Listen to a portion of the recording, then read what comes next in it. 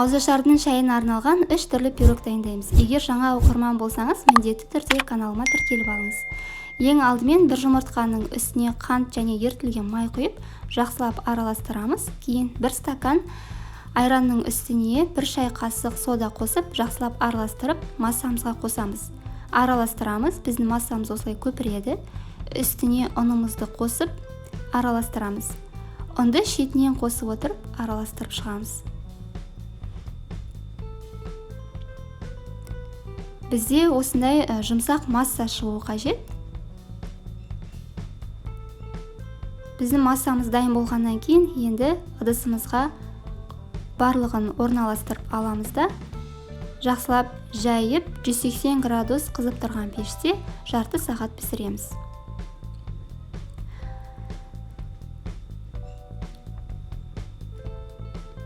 Біздің пирогымыз пісті. Енді осылай алып аламыз.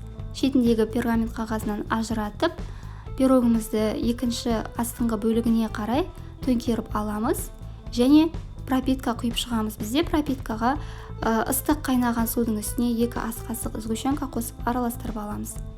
Осы пропиткамызды сіңдіреміз пирогымызға.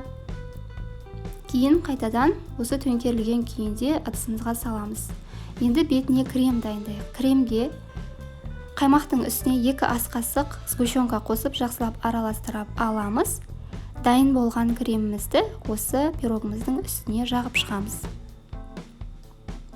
Қыздар, бұл өте қарапайым пирог, көріп тұрсыздар.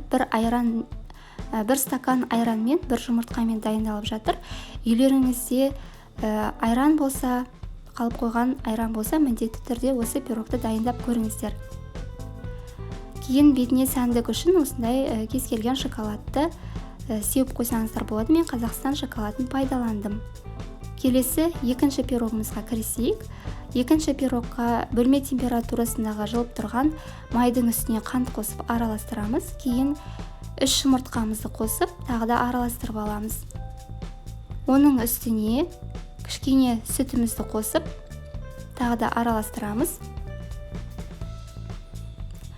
Одан кейін ұнымызды електен өткізіп аламыз. Ұнның ішіне кішкене қопсытқыш қосып қойды ұмытпаңыздар. Осылайынан барлығын миксермен араластырып аламыз. Біздің массамыз дайын болды. Келесі бетіне қоятын персиктарымызды осылай жіңішке етіп кесіп шығамыз. Консервіленген персиктарымыздың барлығын кесіп аламыз. Пирогымызды осылай ыдысқа құйып аламыз да, бетін әдемелеп жайып аламыз. Қыздар, бұл пирог көбісі заказға дайындайды.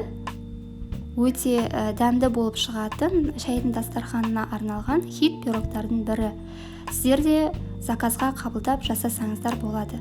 Осылайынан персиктардың барлығын орналастырып аламыз және 180 градуста 25-30 минут пісіреміз. Біздің пирогымыз пісіп жатқан уақытта міндетті түрде кремін дайындап қойыңыздар.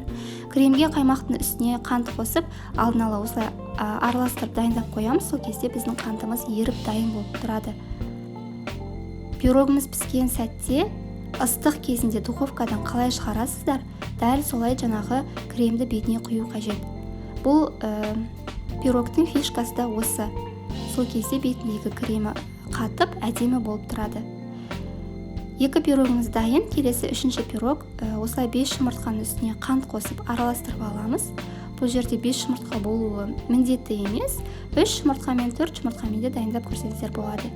Кейін оның үстіне сұйық май және 3 ас қасық майонез қосып, үстіне қопсытқышымызды қосамыз. Одан кейін онда електен өткіземіз. Осылай барлығын рет-ретмен қосып алғаннан кейін қасықпен араластырамыз. Бұл жерде ешқандай да миксердің қажеті жоқ. Тек қасықпен астынан үстіне аударып отырып қана араластырасыздар. Жайлап араластырасыздар. Осымен біздің 3-ші пирогымыз да дайын болып қалды.